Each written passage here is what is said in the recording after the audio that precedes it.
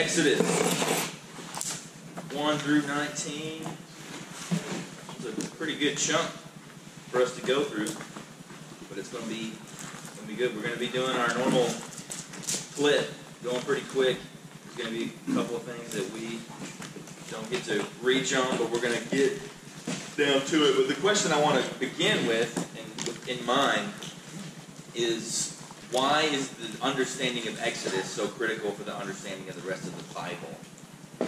Or is the understanding of Exodus critical for the understanding of the rest of the Bible? I want that kind of thinking to guide us this morning. So before we get into it, and you've already hopefully read some and looked at some in your workbook, if you were going to give a case for why the understanding of Exodus is critical for the understanding of the rest of the Bible, what would you say? Why does understanding Exodus matter if you're going to study the whole Bible? The cycle of Israel's sin, redemption, fall. Right. The cycle of their sin, redemption, law. What else? What else would you say is critical to understand the rest of the Bible that's in Exodus?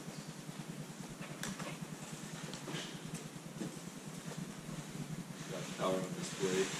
That's power on display. Absolutely. There's no question that's a major theme in Exodus and also the rest of the scriptures, that God can do what God says He will do. Absolutely.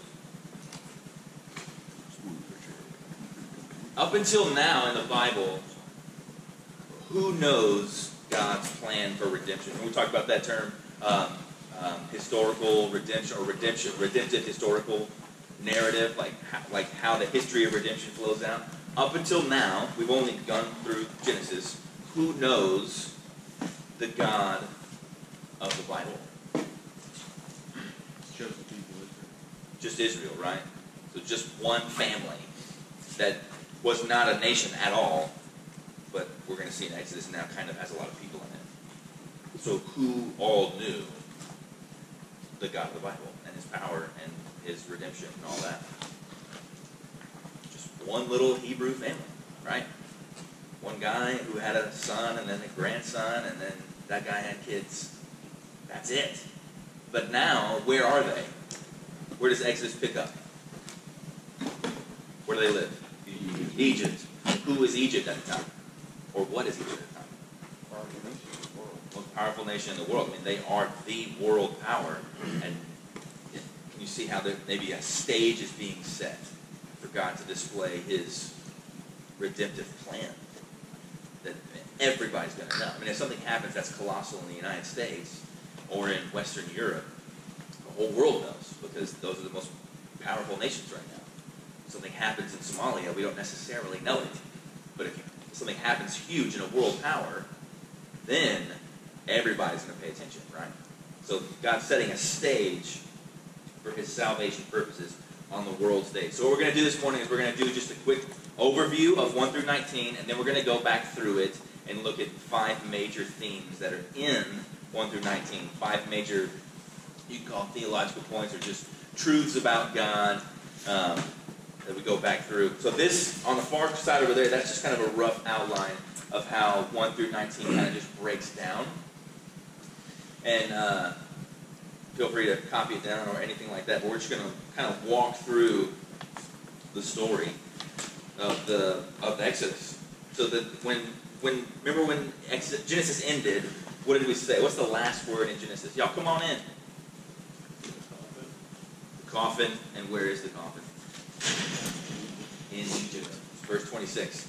So then Exodus 1 starts out, literally, it may not be in your Bible, but the first word in the Hebrew Bible is the word "and" in Exodus chapter 1, verse 1. So it's literally just one flow of thought all the way through. That it's the coffin in Egypt and these are the names of the sons of Israel who came to Egypt with Jacob. So it just flows right into the next story. But it's in Egypt. There's no... Genesis ended in Egypt, and then we pick back up in Egypt. And God's made a promise. What was the promise talked about? What are the 3 parts of the promise that God made in Genesis twice? Land, seed, and blessing. Land, seed, and blessing, right? Or you can say people, place, and rule, right? Or power, right? The land, seed, and blessing, the three parts of the promise. Now, what of those things do they have now in Egypt? They're not in the land. We're finding out that they're slaves here in a second. So, all they have is But there's a lot of them. Yeah. So there's the seed. So God is still in the process of fulfilling His covenant to the people because they are growing. They're multiplying massively. You can think about Egypt like an incubator for the people of God. That they're there under the cover of the world power, and they're just blowing up. So God is still keeping part of His covenant promise to the people. They aren't a great nation, and they don't possess any land, but they are multiplying. This is about 300 years later from Abraham, around 1500 BC. You got to round up to kind of make things even. But the great hope in Exodus comes in chapter 2, verse 24. Let's turn there. Of God, is He going to take care of His people? Is He still connected to His people? Let me read Exodus 2:24. So God heard their groaning, and God remembered His covenant with Abraham, Isaac, and Jacob. Then read 3:8, Tyler. So I have come down to deliver them from the power of the Egyptians, and to bring them up from that land to a good and spacious land, to a land flowing with milk and honey, to the place of the Canaanite, and the Hittite, and the Amorite, and the Perizzite, and the Hivite, and the Jebusite. So they're suffering. God hears them, and He has a plan. So we get that before we're even halfway through chapter 3. That God is still responding, and these are, in fact, His people. He hasn't abandoned them in any way. He is still in the process of keeping His covenant promise to the people of Israel. And there's going to have, we know that this is the fun part about it, of Exodus, we all know, is the plagues, right? You kind of go back and forth and they finally leave. Is it really a battle between Israel versus Egypt? Is this really like a David and Goliath story? Who is at odds? Who is battling in that plague scenario? Pharaoh versus God. That's it. It's Pharaoh versus God. It's not Moses versus Pharaoh. It's not Israel versus Egypt. It is God versus Pharaoh. And that's significant because in Egyptian, we're going to do a little bit, you can go crazy with like what you study about Egypt and everything. There's a whole courses on that in college. Hey, y'all come on in. Y'all grab another table and y'all can square up over here. Justin.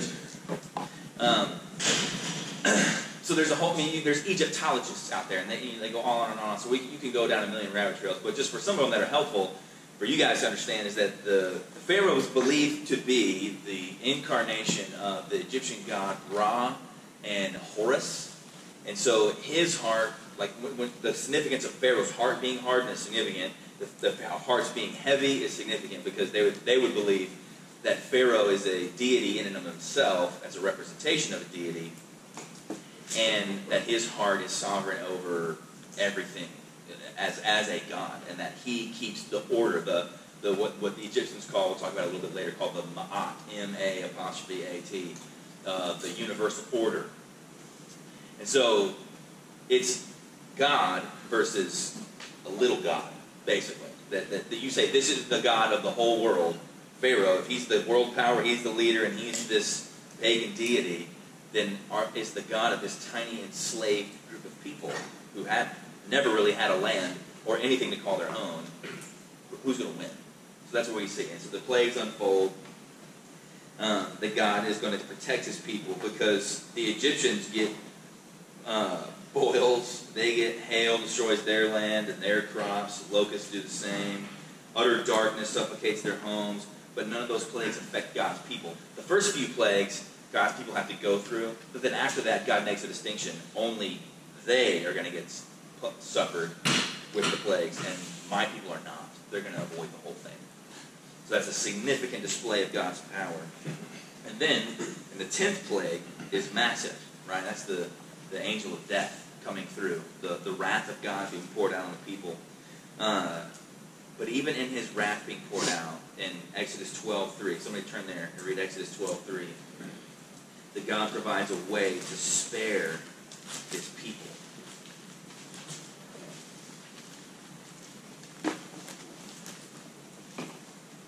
When you get there, somebody just start reading.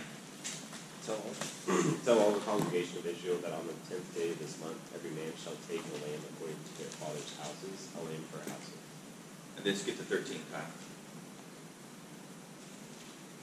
The blood shall be a sign for you on the houses where you are. And when I see the blood, I will pass over you, and no plague will befall you to destroy you when I strike the land. That's what this decisive act of judgment is called Passover, because God passes over their sin. It would have been fully clear to punish Israel along with Egypt, because they're equally as sinful. But he provides a substitute. And so we see a foreshadowing even there of Jesus Christ. We'll talk about that later, but he provides a substitute for them.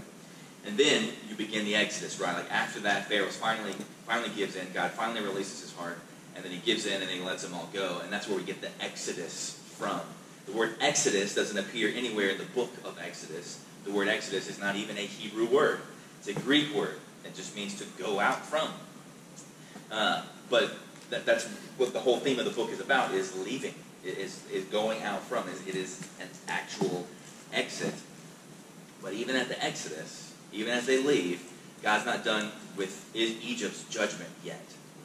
He's got one more thing in mind, that they're not fully judged until Israel all walks out.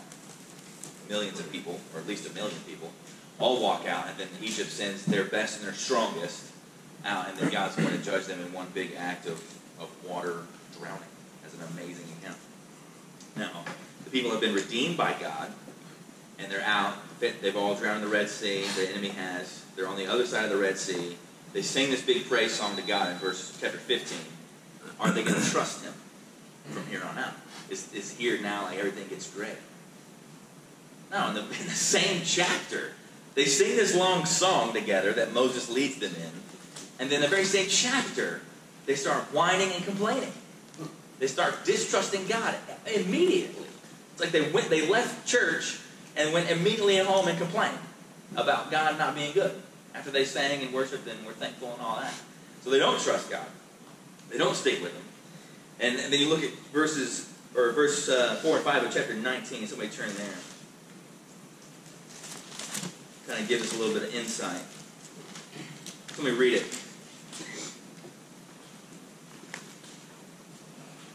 You yourselves have seen what I did to the Egyptians, and how I bore you on eagle's wings and brought you to myself. Now therefore, if you indeed obey my voice and keep my covenant, you shall be my treasured possession among all people, for all of the earth is mine. So even though they've already complained, they've already been miserable, God brought them out to make a covenant with them, to further establish the covenant. Because it's been a couple of centuries since Jacob. The covenant went to Abraham, and then to Isaac, and then to Jacob. A couple of centuries have gone by since then. And so then now, God's saying, I'm going to bring you out and make this covenant with you. And then 20 begins his covenant law, that he starts with the 10 Commandments and he goes on throughout. And that's what the rest of the book is about. But one of the significant things about the book of Exodus is that God speaks. He actually says something. And he tells them exactly why he brought them out of Egypt and what was the purpose of bringing them out of Egypt. What are they to determine and understand about leaving Egypt? So it's not like God never spoke and this miraculous thing just happened. One day all the Egyptians were in a coma, and the Hebrews wake up and go, looks like we can get out of here, and then they just leave. So God says, I'm taking full credit for this. I have done this for you monergistically. You didn't participate. I did the whole thing. And here's why. I'm bringing you out here to make a covenant with you. And then that's where we end for this week. But what we'll pick up on now are these 5 key theological themes. You could say theological. That is a word that I've coined recently. But there's these major principles that for us to understand from the book of Exodus in these 19 chapters that we're going to gather from it. And I think that they're absolutely critical, because what can happen with this book is that we can see that God hates oppression, and God is going to stop oppression, and then that's the only thing we pull from it. And there is a sense to where God does care about those who are oppressed and those who are downtrodden. But the main theme of Exodus 1 through 19 is not God's always going to take the little guy's side. Don't mess with the little guy. And don't hurt the weak. That is a missing of the boat of Exodus. So we have to look at these 5 things and really push in on them for understanding them. One of the first key things that we see, well, as primary above all of them, is God's unique identity. That God declares himself to be who he is. God gets to define himself. And he does that to Moses and to the people. That nobody else tells them, like, this is what God is like, as if he's a cryptic, mystic spirit that's uninvolved. God defines himself. Look at chapter 3. When he's talking to Moses. In verses 13 and 14. So this is the burning bush scenario. And Moses is kind of waffling around. But God says who he is. Somebody read verses 13 and 14 in chapter 3. Then Moses asked God, if I go to the Israelites and say to them, the God of your fathers has sent me to you, and they ask me, what is his name? What should I tell them? God replied to Moses, I am who I am. This is what you are to say to the Israelites. I am has sent me to you. What is that? Why is that significant? What is God saying when he says, I am?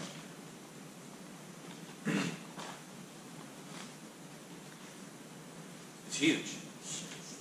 What is he saying when he says, I am? Just go back to your English classes. He is their God. He is their God. Absolutely. What kind of verb is am? Be verb. Whoa, Evan went to a good school. A be verb. Being verbs, right? Am, is, are, was, were, be, being, been, do, does, did. You didn't memorize that in 6th grade with Miss Wise? 5th grade, bro. My school was Just got one up. Schultz Elementary, right down the street. It's a be word. Not that I create, or it's not an action verb. It's a verb of pure existence. That God is saying, tell them the self-existent one sent you. Tell them the one who can be all by himself. He doesn't need anyone else. He doesn't derive his existence from anything else. He exists all on his own. And it's present tense. Not I was, I am. God always currently is. There is never a point where he was not. He's always present. And he's always absolute. He doesn't get his existence from anybody else. He is completely self-sufficient and self-existent. So when he tells that to Moses, that's incredibly significant. And then that's the name. When we say the word Yahweh, that's our best guess at what that Hebrew word is, because we never heard a Jewish person pronounce it. Well, we never heard a Jewish person pronounce a lot of the words that they use. There's not even any vowels in the Hebrew language. It's just kind of some supposed vowels. So it's really just 4 letters that are Hebrew for Yahweh. And that's the I am. That's the supreme name of God. So when Jesus says all those I am statements in John, that is colossally huge. They're ready to kill him for saying something like that. I am. Tell them that I am sent you. I mean, that's that you are saying you are God. Not you are like God, you are from God, you are God. This is the covenant name, for another way to say it. The covenant name of God. And against all of Egypt's countless deities, God takes this one title. I am. And Pharaoh doesn't even get it. Moses goes to him, chapter 5, verse 2, and he says, or in verse 1, but then Pharaoh responds, who is the Lord? See, when it's capitalized in your Bible most of the time, all caps, that's the covenant name of God. That's the Yahweh name in your Bible. So the Hebrew would say the Yahweh or Jehovah or however you pronounce it, because we've never heard a Jewish person pronounce it, they won't say it. It says, who is the I am, that I should obey his voice and let Israel go? I do not know the I am, and moreover, I will not let Israel go. I don't know who that is. I mean, that's a little God spitting in the face of the God. That's what that moment is in our scriptures. The whole book of Exodus, you could say, is an answer to that question. Pharaoh's saying, who is I am? I don't know him. Why would I do anything that he says? And so then God takes it upon himself to go, oh, okay, I'll show you who I am. You'll understand who I am is. He answers them clearly throughout the rest of the book. So you walk through a little bit of the I am, that's the rest of Exodus. You look at chapter 6, verse 5. Somebody read that. Defining God as he is, as the I am. Furthermore, I have heard the groaning of the Israelites, whom the Egyptians are forcing to work as slaves, and I have remembered my covenant. Remembered my covenant. So the I am is a covenant-keeping God. That's what he does. He keeps his covenant with his people. Even though we're a couple of centuries after the first time he said it, these are still my people. The next one about God. Somebody read chapter 8, verse 10.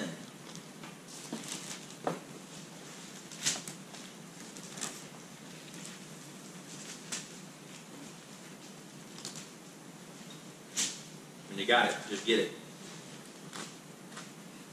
Then he said, tomorrow. So he said, may it be according to your word, so that you may know that there is no one like the Lord our God. There is no one like I am. He is utterly supreme, unique, and preeminent over everything. Next one.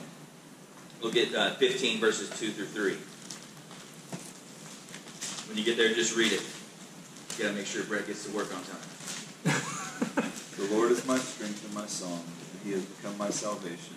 This is my God, and I will praise him. My Father's God, and I will exalt him. So the I am is my strength and my song. He is the great warrior. This is after they've gone through the Red Sea. And who gets all the credit? Yahweh does. I am gets all the credit. He did all of that. He's the warrior. And then the last one, chapter 16, verse 12. Somebody get there and read that one.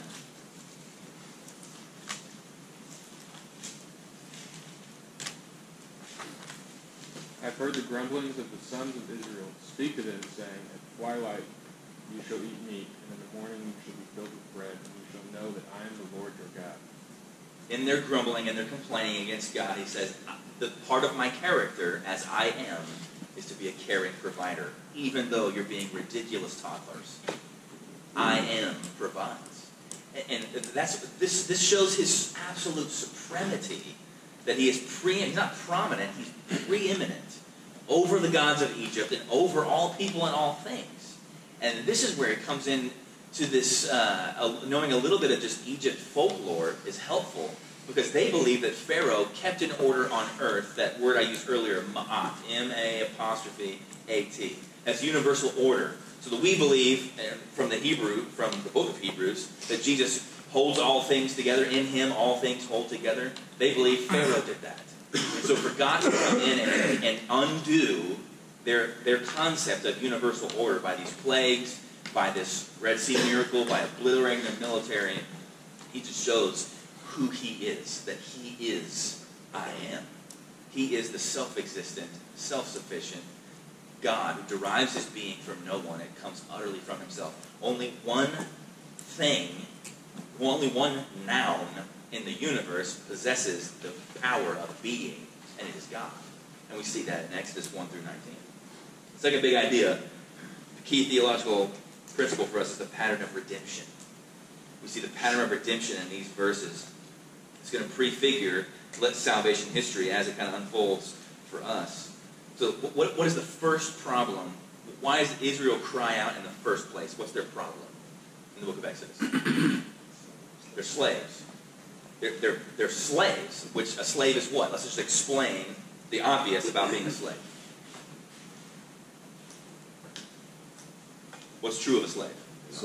You're not free. What? It's true, it does. You're not free. You can't do what you want. You're always doing the bidding of another. You have no decision-making. You are not autonomous. It's harsh, and it's oppressive, and it's hurting you.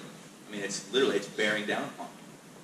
So isn't that similar to the word, not as similar, isn't that the shot-for-shot word that Paul uses in Romans 5 about us being slaves to sin? Romans 6, being slaves to sin. So Israel's problem is that they are slaves to another. They have to serve Pharaoh, false god. They cannot serve and worship true God. That's the reason God wants to take them out, right? It's not so they can just do what they want. God's all about you getting to express yourself, and you can't express yourself in Egypt. No, the reason that he says, Moses, go to Pharaoh and tell him, let my people go so that they might worship me. They can't worship me here. You won't let them. Let them go out so that they can worship. So they're not free to worship because they're slaves. So what's the solution? How do they get saved?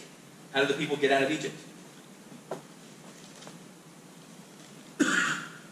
Big view. You don't have to count all the 10 plagues and all that. The big view, how do they get out? God saves them. God saves them. What do they do? Walk out. Nothing. They walk out. That's it. And on the way out, what happens to them?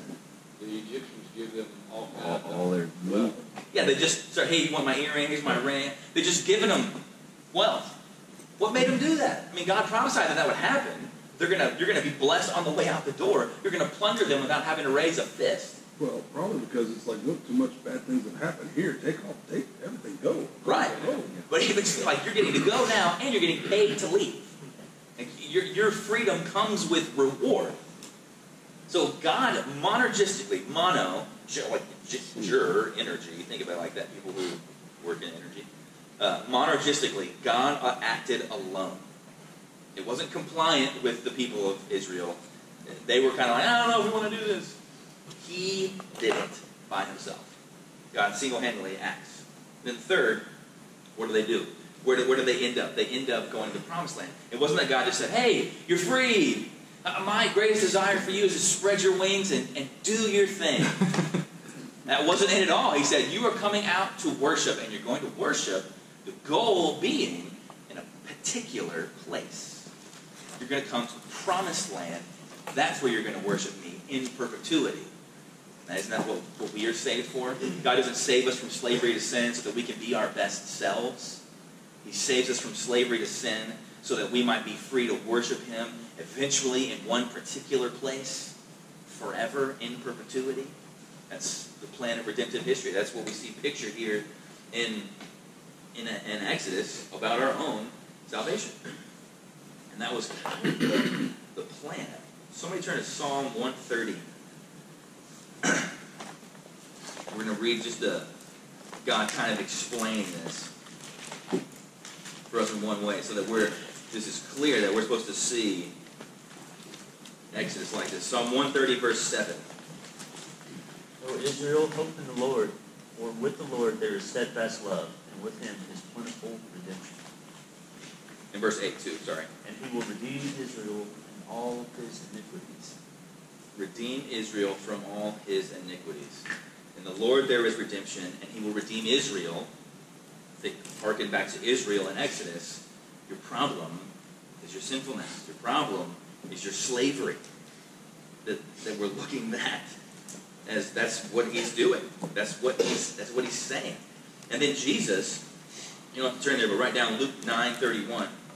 Jesus foreshadowed this expression of Exodus in His life. In Luke 9:31, He says this.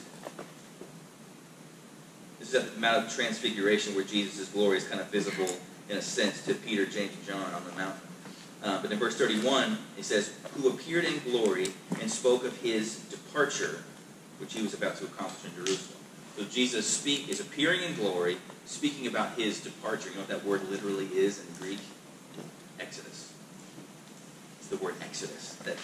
There is New Testament application to that term of being gone. Another good verse that we don't have time to dive into all the way is Titus 2:14. Write that one down too. Jesus Christ gave Himself for us to redeem us, that's the solution, from all lawlessness, that's the problem, and to purify for Himself a people for His own possession. That's the result. Purify a people for His own possession. That's what God does when He brings Israel out. I'm bringing you people out to be purified so that you are mine. Because you can't up until then. Third big thing. I know we're going kind of fast. If you need me to slow down, just yell or throw a pin. Third big thing, God's gracious provision of a substitutionary sacrifice. So back in Exodus chapter 12, we already read what God said. He's going to pass through, and only the ones who have the blood on the door. But did you notice? Look at chapter 12 in Exodus, verse 12. I will pass through the land of Egypt that night, and I will strike all the firstborn in the land of Egypt, both man and beast, and on all the gods of Egypt I will execute judgment. All the firstborn in the land. Every firstborn. Man and beast. It doesn't make any distinguishing mark between Israelites don't have to worry about this one, I'm just going to go and get them. This is everyone. Everyone's potentially open to this judgment. Because everyone is guilty of all of this. In the earlier plagues, God just says, like, hey, the hail's not going to crush your crops, and the locusts aren't going to eat your stuff, and the boils aren't going to get on your skin, only on the Egyptians. But this one, he says, everybody's in the same boat. Everybody is open to this wrath, the wrath of death. And the Lord's crystal clear. Every firstborn son will die, unless a substitute's provided. Unless the blood of the substitute is covering your house, your home. So just like the Egyptians, Yahweh could have killed, God could have killed the I Am, everybody's firstborn. And he would have been free and clear to do that because everybody's just as guilty and just as sinful. We see the Israel's sin manifest after they get out. So it's not like they were this innocent, oppressed people who've never done anything wrong. No, God's saying all people deserve my wrath. But I am going to provide a substitute. And if you will obey, submit yourself to the way I've said that you will be right with me, then you will be spared. Then you will not taste death in your home. The punishment can fall on the substitute. You know what's interesting is that what do the Jewish people celebrate now in response to this, or as response to this event? Passover. They don't celebrate Exodus, right? They don't celebrate the leaving. What do they celebrate? God sparing us. So they're not like, oh, we got freed that one time. They're like, no, God didn't kill our kids one time. Because he said, I will let the curse fall on a substitute. So what they were supposed to do for the rest of their lives until Jesus comes, they were supposed to see God as a gracious Redeemer, not as God as our big brother who beat up the bully on the block. And now we can walk around free because we've got a big brother who can just take out anybody. They celebrate the Passover, not the Exodus. And that's significant for redemptive historical purposes. You're supposed to remember that God provides a substitute. That's what we talk about. And then when John says in John 1:29, behold the Lamb of God who takes away the sin of the world, it should have clicked for everybody. Right? The celebration we have every single year that our whole calendar revolves around, it's going to be done now. We don't have to do that celebration anymore, except for just kind of in memoriam, because there's one final lamb. Not just the one we kind of ceremonially have to kill and then brush it over our doors and all that stuff. There's one final one. And then Jesus calls himself that. Or Paul calls him that clearly. Christ, our Passover lamb in 1 Corinthians. 1 Corinthians 5, verse 7. You should write that down. The Passover lamb. And in Exodus 12, I mean, we go through a lot of parallels. Just write this down. Exodus 12:46. The lamb's blood, the lamb's bones couldn't be broken. John 19:36, Jesus' bones weren't broken. I mean, he is the perfect Passover sacrifice. That was, so 1 Corinthians 5:7 is what Paul said. Exodus 12:46, no broken bones. John 19:36, no broken bones. And then Jesus says, this is my blood of the covenant, poured out for many for the forgiveness of sins. Matthew 26:28. And whenever the New Testament remembers the Exodus, it focuses on Passover, not the Exodus. When it looks back to that time period in redemptive history, it looks at Passover, the New Testament does, looks at Passover, not at everybody coming out. That's the main thing, is the Passover, is God's provision of a sacrifice, a substitute. That's why we can't just let Jesus be a good example for us. That's why it's not enough for him to be like, yeah, he's just a way to live your life. I mean, he's better than Muhammad, because Muhammad married a 14-year-old girl, and he's better than Buddha, because Buddha was just really self-reflective and didn't care about anybody else. He's the prototype that we should be like, and that's why Christianity should be true. No. all of that can just go away. It's true in a sense, but the reason Jesus is the Savior is because he is the substitute, not an example. We don't look to the sheep for an example of how to be pure. It has to be pure, and then it has to die in my place. Otherwise, death comes to me. So the same is true for Jesus Christ. He has to be a substitute, not an example.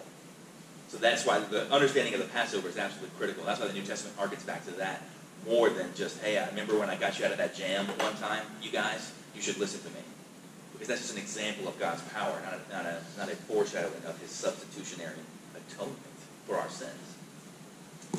Number 4, God's special people. Remember, God's purpose in Exodus is not just rescue, but it's to establish his people as a nation that belongs to him and represents him in the whole world. That's part of the purpose. That these people, I need them to come out, that they might worship me, and that they might be a representative to me to the whole world. They can't stay stuck in the land of Goshen in Egypt. They have to be able to come out. So look at Exodus 4, 22 through 23. When somebody gets there, read it.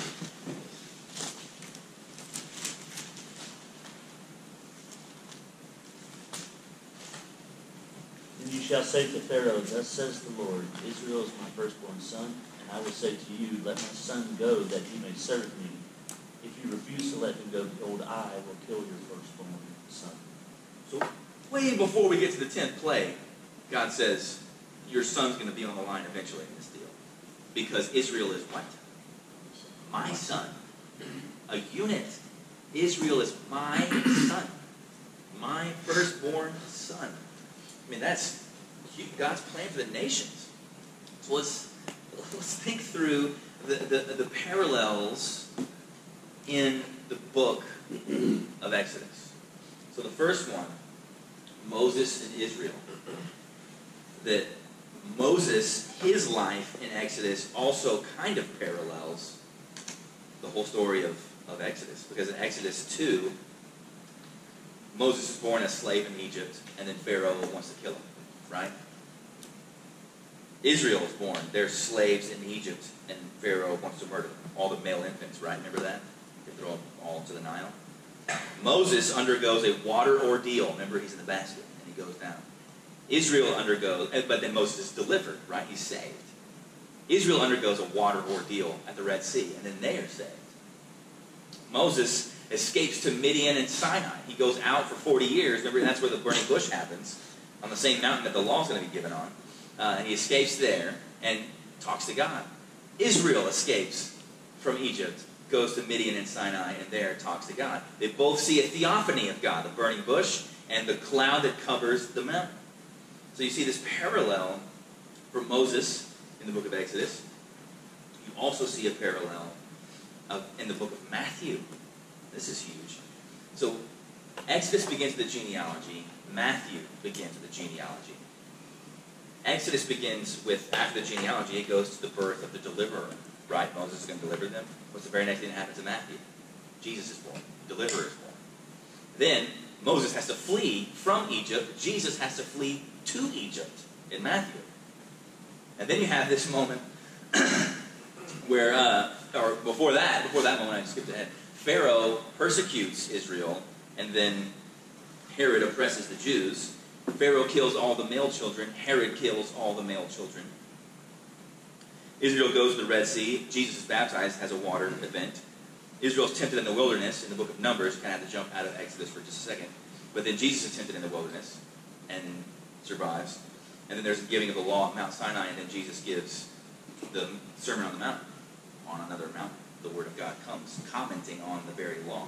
But then you have the biggest parallel of God's particular people, of God's little s son and God's capital S son.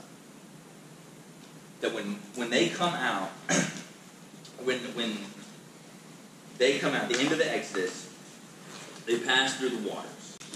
And then they're in the desert. Right? And then they try to test God by complaining about not having food to eat. It says that don't test me. And then in Exodus 32, we're not there yet, but then they have a temptation to worship the wrong thing, and they fall. So they fail all those things. But Jesus Jesus is baptized. And what does God say at that moment? This is my beloved son. And what did God just say about Israel? This is my son. And the water ordeal happens. And then what does Jesus go to after he goes to get baptized? What does he immediately go through? Temptation, right? The Spirit leads him out to the wilderness to be tempted, just as Israel's led out into the wilderness to be tempted. This is, remember, this parallel of God's capital S Son and little s Son. So Jesus goes out, but he survives the temptation. He doesn't fall to it. And then he's tempted to test God, is he not? Satan says, jump off the building. And Jesus says, you shall not put your Lord your God to the test. Israel fails the test of God, and they complain about the food. And then Jesus has the final test that Israel fails. In Exodus 32, they worship the golden calf. What does Satan say? Fall down and worship. And Jesus does not wrongfully worship. He is the fulfillment of the foreshadow that Israel couldn't do. The Christ parallel there. The last big thing for just our last few minutes here is God's glorious motive. What is God's motive in doing this? Why go through all of this? So this is a grand drama, you could say, that God's been enacting. Why go through all of it? What's the point? 14 times in the book of Exodus, the phrase appears in some form or fashion, and so that you will know that I am the Lord. So you will know. Sometimes it's directed to Israel. Sometimes it's directed to Moses. Sometimes it's directed to Pharaoh or all of Egypt or the whole world. But so you will know that I am. That's what he said. You will know that I am. He uses that name. His purpose is to glorify himself. I'm doing all of this whole charade. Have you ever thought about why do 10 plagues? We've accepted that story, and we've heard it 1,000 times as kids, probably if you grew up in the church, and you're like, oh, that's just how God did it. It took that much to get Pharaoh to finally let him go. It took 10. Could have let him go after 1, but it took 10. Why go through that whole charade? If God could just change his heart right then, why not just start with the firstborn one? If that was what was going to break Pharaoh and God knows everything, why go through the whole charade unless it's not a charade? Unless it has an extreme purpose. Not extreme, a supreme purpose, rather. To glorify God. Look at chapter 9 in Exodus, verse 29. Get there, somebody read aloud.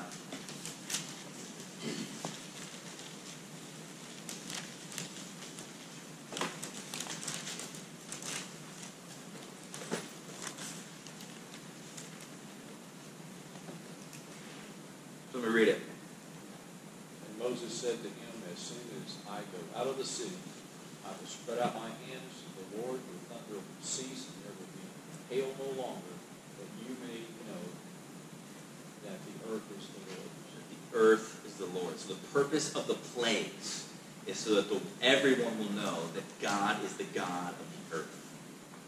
He's the God of the whole world. It's his. He owns it. That's the purpose of the plagues, to glorify himself. So it's clear that if I can thump this world power, that I am the God of the world, and I own the whole thing. And that's what when you follow the plagues, it's interesting that Pharaoh's sorcerers can do the first few, but then when it comes to creating something, they can't do that. They can summon, Satan can summon a bunch of frogs to come up out of the Nile and get in everybody's business, but they can't make gnats. They can't create. Satan has no power of creation. God's saying, I am the God of the world. And then look at the next purpose. Look at 14 verse 4.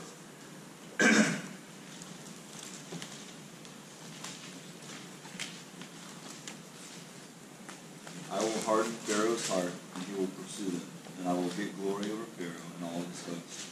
And the Egyptians shall know that I am the Lord. And they did so. So this is in the context of the Red Sea moment.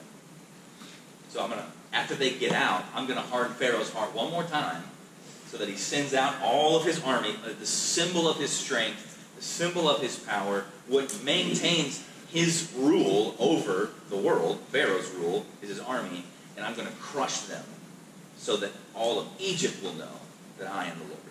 That's why I'm going to judge Egypt the way I'm going to judge them, so that they will know that I am the Lord. And then, you see in chapter 7, I mean, this is one of the bigger themes of this whole section. Chapter 7, 3 through 5. The hardening of Pharaoh's heart. That God claims several times, I will harden Pharaoh's heart. At other points, it just says Pharaoh's heart was hardened. At other points, it says Pharaoh hardened his own heart. But God is not embarrassed at any point to say, I will harden his heart. Look at chapter 7, verses 3 through 5. Let me read these. Verse 3. But I will harden Pharaoh's heart. And though I multiply my signs and wonders in the land of Egypt, Pharaoh will not listen to you. Then I will lay my hand on Egypt and bring my hosts and my people, the children of Israel, out of the land of Egypt by great acts of judgment. The Egyptians shall know that I am the Lord, when I stretch out my hand against Egypt and bring out the people of Israel from among them. So before these plagues really start even happening at all, God tells Moses, here's exactly how it's going to happen. You're going to go and talk to him. You have to go and talk to him. And then I'm going to harden his heart. He's not going to listen. So then what I'm going to do is I'm going to obliterate them. I'm going to humiliate them with 10 plagues. And then I'm going to soften his heart a little bit. But then I'm going to harden it again and then destroy them so that everybody will know that I'm God. He told Moses that on the front end. It wasn't like Moses was just like, oh, just kind of see what happens. Like, oh, water turned to blood. This is insane. What's going to happen next? God told him the whole plan. It's like if your football coach could sit you down and say, here's what I'm going to do. Then here's what the other team is going to do. And then here's what I'm going to do. And then here's how we're going to blow them out of the water 100-0. And you're like, okay, do I even need to go play the game? Is this how it's going to happen? Well, yes, you have to go and play the game, but I'm going to tell you exactly how it's going to happen for my own glory. That the only explanation for any of this is that God's going to glorify himself. And Pharaoh is still culpable. We saw that in Romans 9. That he's still responsible. It wasn't like God had to go into Pharaoh's heart and create some new kind of evil. Pharaoh's already convinced, I am God. I already am God, and he's all about cultivating his own glory. He's putting these Hebrews to work to build things to glorify himself. So it wasn't like God had to go in there and go, man, this guy's a good guy, but he's just in the wrong place at the wrong time, so I'm just going to use him for whatever I want to do. No, I rose you up for this moment. You already think this way. You are sinner, guilty, and culpable, responsible for your sin. And I'm going to use that for my own glory, and I'm going to harden your heart by merely removing my restraint. What kept Pharaoh from taking the Hebrews' straw away to make bricks way earlier? God's restraining grace. He could have made it harder on them earlier. He could have suppressed them earlier. He could have overbearingly pushed down on them earlier just to keep them down. And it would have been smarter to do that sooner rather than later before they kind of got this little rabble-rouser to come in and get them all riled up. Why didn't he do that earlier? Restraining grace. God kept him from doing that. Like we saw last week with Abimelech, remember in Genesis 20? You would have sinned, but I kept you from doing that. God's sovereign over all of this. And why, if you think about this, why choose to leave your people in Egypt anyway? You know, the beginning of Exodus says, and there arose a king in Egypt who did not know Joseph.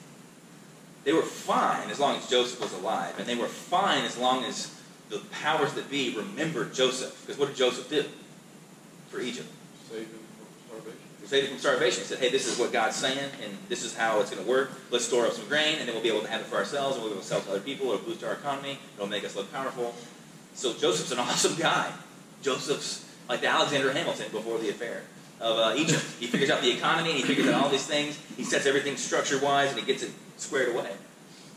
But there's a king that arises who doesn't know Joseph. Why did God just say, you know what, we're going to leave now? We're going to leave before this guy becomes evil and enslaves them. Because they were just kind of welcomed squatters. Like they were just kind of refugees for a little while. Yeah, you guys can be over in that place called Goshen and do that. You want to herd your sheep, that's disgusting. We hate that. So just do that far from us, and we won't have to worry about it. Why? He left them there. And then he let them get oppressed by an evil Pharaoh. He let them become slaves. Why? The world stage. Everyone will know that I am the Lord, and the earth is mine. All the earth holds is mine. Otherwise, this whole thing is just pointless. So the great application from all of this is to know that we are here to glorify God. And that the purpose of Exodus is spiritual liberation, not God hates oppression. So God is all about getting everybody justice all the time. It wasn't fair that the Hebrews were slaves. That's not God's point. God's point is, look at my glory. This is who I am. This is what I can do. I can redeem a people from an overwhelmingly powerful slave master. And we take that as Christians now, on the other side of it, that the New Testament, the main thing that Exodus teaches us is our desperate need of all people for spiritual liberation. And that can only come through Christ, our Passover Lamb. That's the primary purpose of the whole thing. That's why the New Testament references the book of Exodus focuses on Passover and not on Israel walking out and getting their freedom. Last thing, before we go, we got 6 minutes. Our uncommon fact about God. I always want to do one of these when we go through one of these sections. And if you go to chapter 1, verse 15 through 21. Let me read this. This is just a snippet of the story. Remember, what we've been doing, we're doing this whole semester, is we're just kind of arcing over the top of the main points of the book, or the half of the book, or whatever we're doing. But I want to drill in on an uncommon thing, uncommon fact or truth about God. I've found a cool way to label that. If you have a cooler name, text me so I can say it. But I'm just, uncommon fact about God. Look at verse 15. Then the king of Egypt said to the Hebrew midwives, one of whom was named Shiphrah and the other Puah, when you serve as midwife to the Hebrew women and see them on the birth stool, if it is a son, you shall kill him, but if it is a daughter, she shall live. So he says, basically, do what the governor of Virginia wants you to do. Kill a baby outside the womb. If it's a boy, go ahead and kill it. And if it's a girl, let him live. So the Pharaoh tells them this directly, the Hebrew midwives. Verse 17. But the midwives feared God, not Pharaoh, God, and did not do as the king of Egypt commanded them, but let the male children live. So the king of Egypt called the midwives. This is the king. This is like the president of the world calling you, and said to them, why have you done this and let the male children live? I mean, this is the guy who can just wink at a guard and just lop off both of your heads. So they feared God more than they feared Pharaoh, which speaks to their faith. But then they say, verse 19, the midwife said to Pharaoh, because the Hebrew women are not like the Egyptian women. Hebrew women are tough. Egyptian women are sissies. For they are vigorous and give birth before the midwife comes to them. They're like, they're done. The baby's here before we get there. Which is not true, right? What they said earlier was that they did have the babies be born and they didn't kill them. So then God dealt well with the midwives. And the people multiplied and grew very strong. And because the midwives feared God, he gave them families. So God deals well with liars. God condones lying. Is that what we're saying? Is that what that passage is saying? I mean, we got to deal with this. Because the ethical scenario always gets proposed through the lens or the practice of Dietrich Bonhoeffer. What if the Nazis come to your house and say, where are the Jews? And you got them hiding under your floorboards and you say, I don't even know what's a Jew. Is that unethical? Am I breaking the 9th commandment? By lying. Because you could read this and you've been told your whole life, don't lie, don't lie, don't lie, don't lie. God hates lies, 9th commandment, you're breaking it. But then God says right here, God deals well with them. Even they would bold-faced lie to Pharaoh. What is the 9th commandment? Does anybody know? Don't bear false witness. You're lying at the expense of another or the gain of yourself. Who stood to gain from the midwife's lie? The lives of those babies. The lives of those mothers. The plan of God. So they told an untruth, but they did not break the ninth commandment, because that says bear false witness. We shorten it down for 3-year-olds to don't lie, because 3-year-olds are liars. but the commandment is don't bear false witness. There's other examples of this, we'll get to Joshua with Rahab. Rahab lies to the king's men. She tells an untruth, rather. Tells an untruth to them, because she's in keeping with the purpose of God. So this is what we have to. These are the harder things of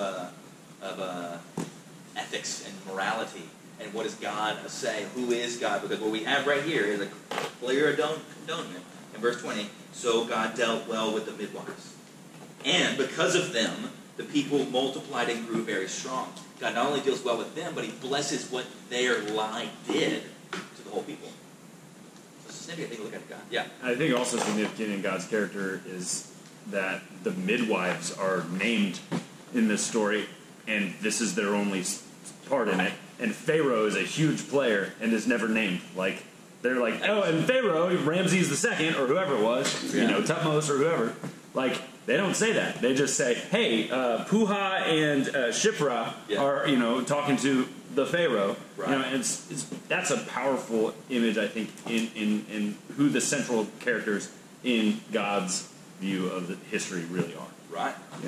Absolutely true, because you don't even know Moses' name. Yeah. Moses' mother's name until way later. Way later, yeah. Her name's Jochebed, but you don't see it. But these midwives, And then also Rahab.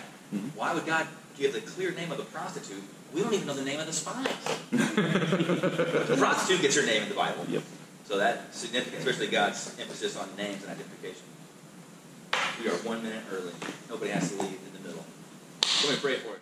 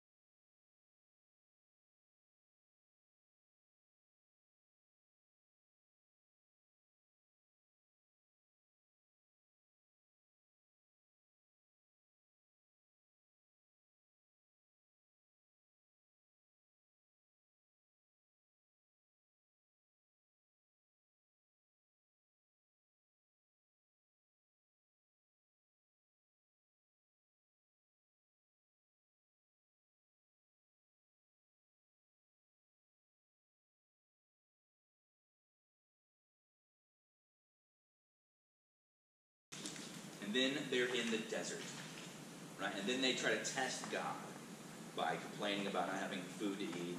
It says that don't test me. And then in Exodus 32, we're not there yet, but then they have a temptation to worship the wrong thing, and they fall. So they fail all those things. But Jesus is baptized, and what does God say at that moment? This is my beloved son. And what did God just say about Israel? This is my son. And the water ordeal happens. And then what does Jesus go to after he goes to get baptized? What does he immediately go through?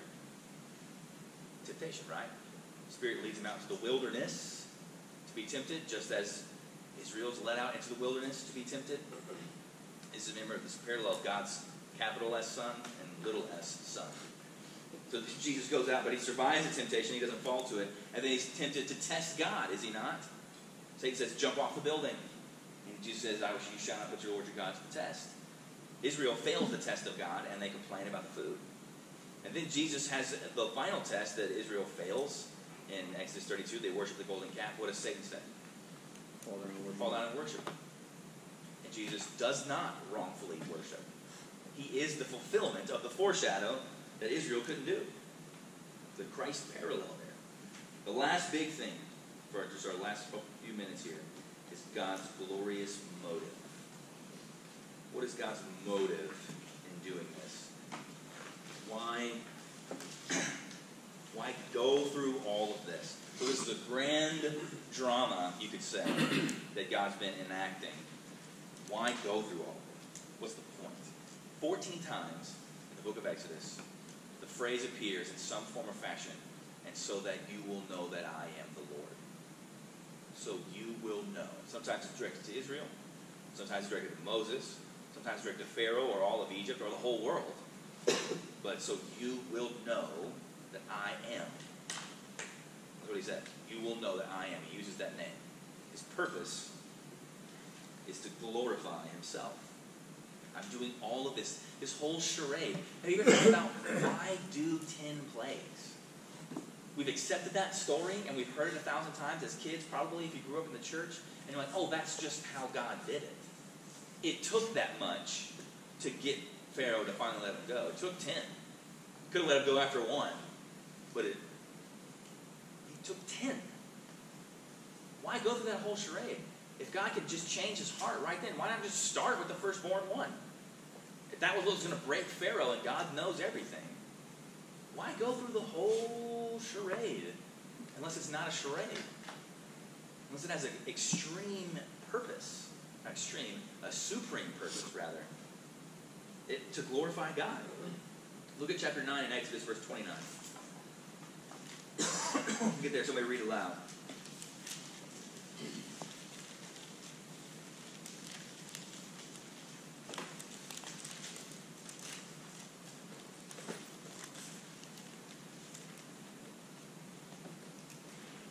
Somebody read it. And Moses said to him, as soon as I go out of the city, I will spread out my hands to the Lord, your thunder will cease, and there will be hail no longer, that you may know that the earth is the Lord's. The earth is the Lord. So the purpose of the plagues is so that everyone will know that God is the God of the earth. He's the God of the whole world. It's his. He owns it. That's the purpose of the plagues, to glorify himself. So it's clear that if I can thump this world power, that I am the God of the world, and I own the whole thing.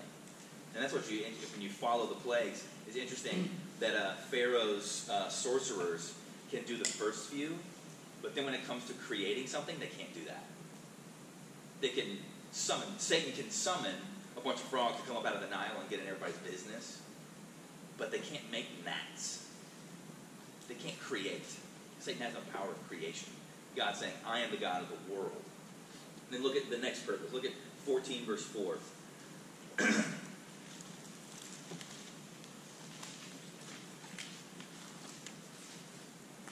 I will harden Pharaoh's heart, and he will pursue them, and I will get glory over Pharaoh and all his hosts. And the Egyptians shall know that I am the Lord. And they did so. So this is in the context of the Red Sea moment. So I'm going to after they get out, I'm going to harden Pharaoh's heart one more time so that he sends out all of his army, the symbol of his strength, the symbol of his power, what maintains his rule over the world, Pharaoh's rule, is his army, and I'm going to crush them so that all of Egypt will know that I am the Lord. That's why I'm going to judge Egypt the way I'm going to judge them, so that they will know that I am the Lord. And then, you see in chapter 7, I mean, this is one of the bigger themes of this whole section. Chapter 7, 3 through 5. The hardening of Pharaoh's heart. That God claims several times, I will harden Pharaoh's heart. At other points, it just says Pharaoh's heart was hardened. At other points, it says Pharaoh hardened his own heart. But God is not embarrassed at any point to say, I will harden his heart. Look at chapter 7, verses 3 through 5. Let me read these. Verse 3. But I will harden Pharaoh's heart. And though I multiply my signs and wonders in the land of Egypt, Pharaoh will not listen to you.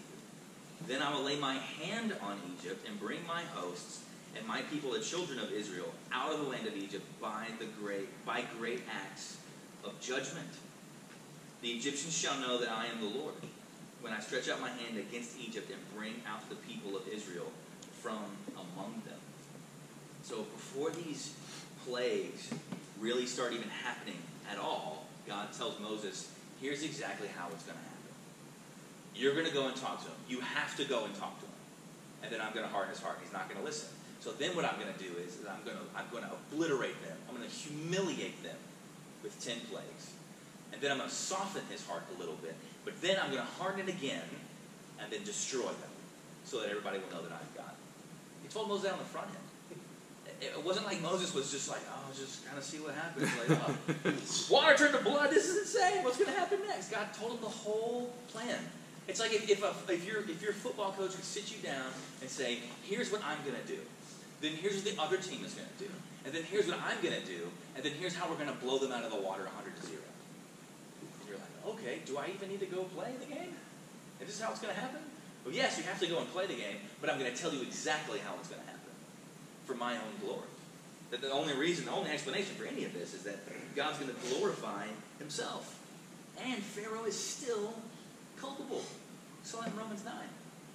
That he's still responsible. It wasn't like God had to go into Pharaoh's heart and create some new kind of evil.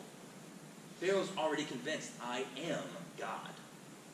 I already am God, and he's all about cultivating his own glory. He's putting these Hebrews to work to build things to glorify himself. So it wasn't like God had to go in there and go, man, this guy's a good guy, but he's just in the wrong place at the wrong time, so I'm just going to use him for whatever I want to do. No, I rose you up for this moment. You already think this way.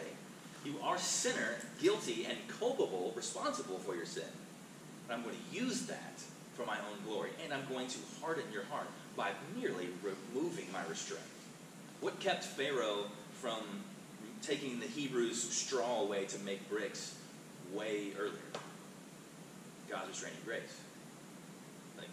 He could have made it harder on them earlier. He could have suppressed them earlier. He could have overbearingly pushed down on them earlier just to keep them down. And it would have been smarter to do that sooner rather than later before they kind of got this little rabble-rouser to come in and get them all riled up.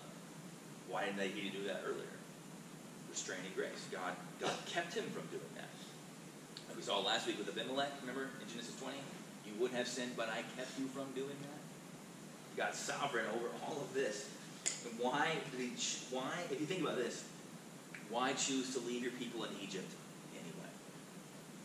You know, the beginning of Exodus says, and there arose a king in Egypt who did not know Joseph.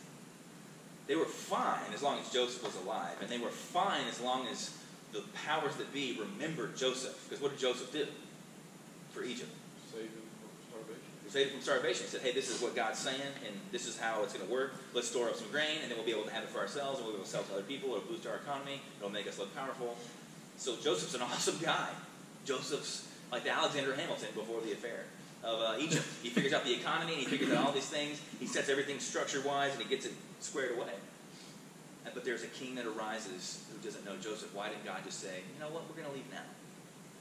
We're going to leave before this guy becomes evil and enslaves them. Because they were just kind of welcomed squatters.